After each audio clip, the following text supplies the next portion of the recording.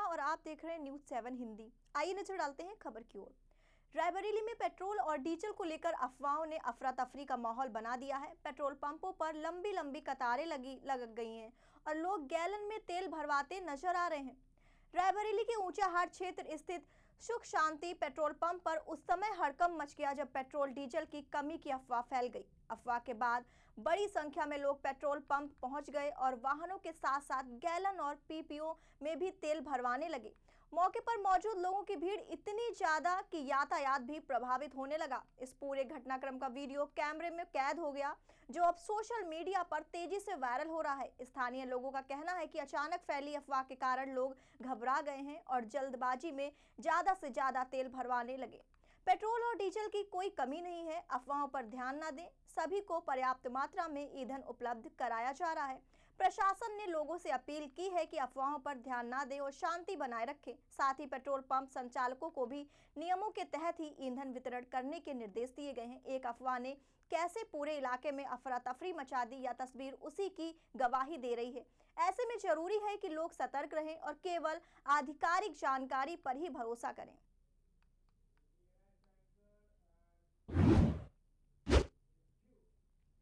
Circuit house सभागार में आयोजित प्रेस कॉन्फ्रेंस में प्रभारी मंत्री अनिल कुमार ने कहा कि मुख्यमंत्री योगी आदित्यनाथ के नेतृत्व में प्रदेश ने विकास, सुशासन और विश्वास की नई मिसाल कायम की है। उन्होंने बताया कि बीते 9 वर्षों में कानून व्यवस्था को प्राथमिकता देते हुए अपराध और माफियों पर सख्त कार्रवाई की गई, जिससे प्रदेश में सुरक्षा का माहौल मजबूत हुआ है। सरकार की उपलब्धि का जिक्र करते हुए उन्होंने कहा कि प्रदेश में 9 लाख से अधिक सरकारी नौकरियां दी गई, जबकि निजी और एमएसएमई क्षेत्र में 3 करोड़ से अधिक रोजगार का अवसर सृजित हुए हैं। कृषि क्षेत्र में भी प्रदेश ने नई ऊंचाइयां हासिल की हैं, जहां गन्ना किसानों को रिकॉर्ड भुगतान किया गया और फसलों के उत्पादन में उत्तर प्रदेश अग्रणी बना। यह 9 वर्ष केवल समय नहीं बल्कि विकास, विश्वास और परिवर्तन की यात्रा है, जिसमें हर वर्ग को लाभ पहुंचाने का प्रयास किया गया है। प्रभारी मंत्री ने जनपद भ्रमण के दौरान गुरु जम्भेगेश्वर विश्वविद्यालय के निर्माण कार्यों का भी निरीक्षण किया और गुणवत्ता के साथ कई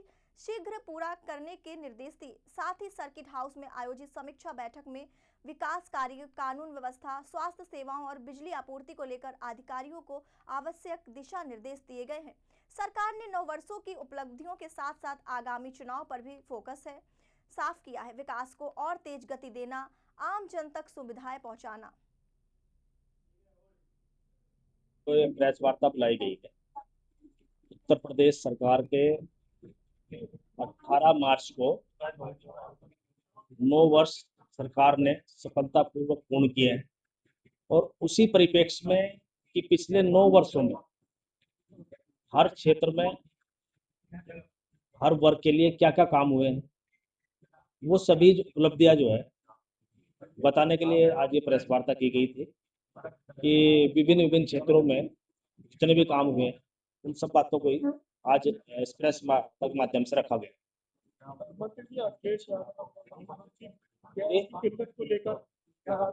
देखो, मुझे लगता है कि जो गैस की किल्लत है उस पर हम लोगों को शायद राजनीति नहीं करनी चाहिए। देखो, ये जो है ना, मान लो ये अंतर्राष्ट्रीय विषय है, तो इसमें कोई सरकार और किसी का दोष तो है नहीं। जब पहले यूपीए की सरकार थी तब तो कोई गल्फ वार भी नहीं चल रहा था, तब सिलेंडर समय से मिलते नहीं थे, 2-2 महीने में सिलेंडर मिलते थे लोगों को। लेकिन उसके बाद में जब आदरणीय मोदी जी की सरकार आई तो उसमें बहुत बड़ा सुधार हुआ और मतलब जो है वेंडर सिलेंडर लेकर घर के सामने खड़ा रहता था, लेकिन व्यक्ति लेता नहीं। लेकिन आज थोड़ा सा जो है जो युद्ध हो रहा है ईरान वाला, उसकी वजह से थोड़ी दिक्कत परेशानी आई है, लेकिन सरकार उसका सरकार की केंद्र सरकार की पूरी नजर है और बहुत जल्दी सामान्य मुझे लगता है हो जाएगा। तो ये सब समाजवादी पार्टी के नेता है राजीव गांधी, वो कह रहे हैं कि योगी आदित्यनाथ सरकार ने ये जानते हुए गरीब नौजवानों को विदेश भेज दिया कि वो इजराइल और इरान का युद्ध चल रहा है, उनको विदेश भेज दिया, वो बम की आग में वहां जूझ रहे हैं, तो वो कभी माफ नहीं करता। नहीं, देखो, जो कोई किसी को नहीं भेजता, जो जाता है खुद ही अप्लाई करते हैं लोग।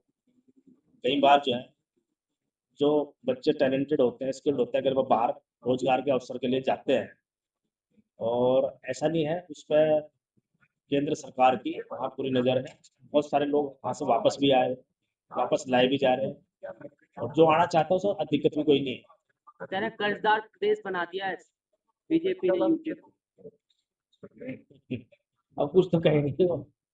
आज एक बात सुनो, वो कह रहे कर्जदार बना दिया। आज जब उनकी सरकार थी 2012-17, प्रति व्यक्ति आय पता कितनी थी?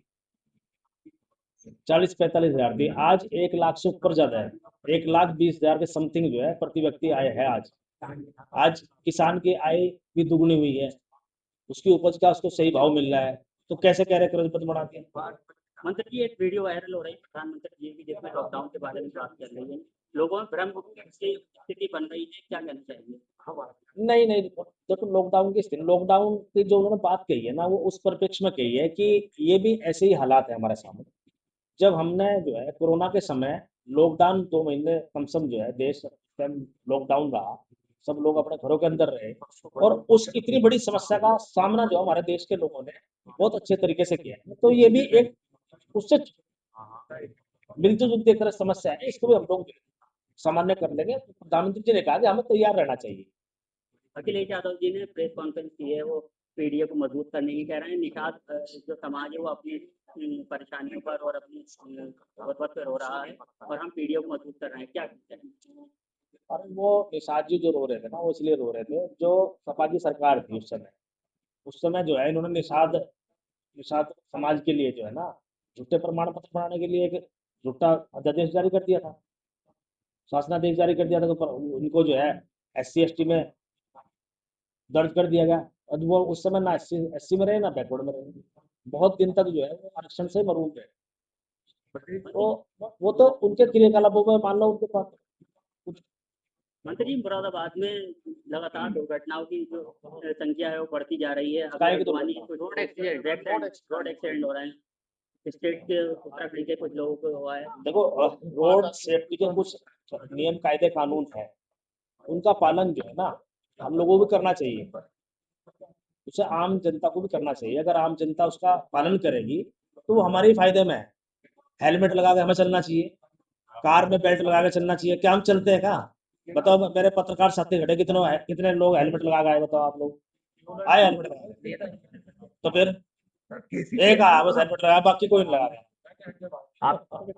आपकी पार्टी से केसी त्यागी शहर के बीच में क्या मिला हुआ है? क्या कहना है? मजबूती मिली क्या रहती? केसी त्यागी जी अभी राष्ट्रीय लोकदल उन्होंने ज्वाइन किया है, और बहुत अनुभवी नेता हैं, बहुत पुराने हैं, और उन्होंने चौधरी चरण सिंह जी के साथ में काम किया है, चौधरी अजीत सिंह के साथ में काम किया है, और निश्चित रूप से राष्ट्रीय लोकदल को भी, और जो हमारा NDA का प्लेटफॉर्म है उसमें मजबूती आएगी, और जो चौधरी चरण सिंह जी का विचार है उसको भी हम अपनी नई पीढ़ियों को जो बताने का काम करेंगे, उसमें भी जो है उसका बहुत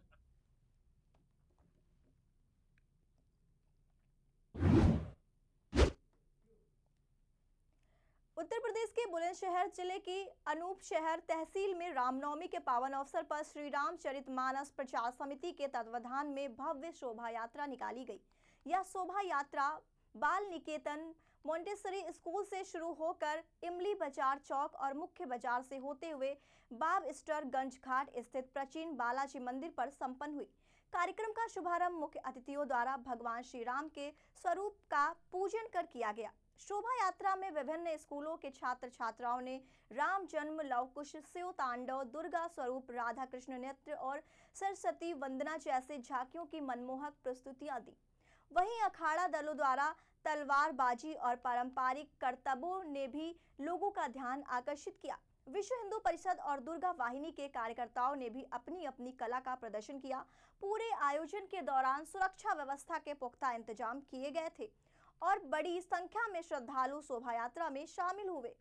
रामनवमी के इस अवसर पर हर वर्ष की तरह इस बार भी भव्य शोभा यात्रा निकाली गई। लोगों ने जबरदस्त उत्साह देखने को मिला। शोभा यात्रा के समापन पर बालाजी मंदिर में आरती और प्रसाद वितरण किया गया, जहां भक्तों ने भगवान श्री राम का आशीर्वाद लिया। चुने हुए इंग्रेडिएंट्स और फाइनेस्ट ग्रेडिंग से बनते हैं लाजवाब टेस्टी मसाले, राजेश मसाले। क्या चटपटा है राजेश मसाला। ट्राई करिए। अच्छा, राजेश मसाले।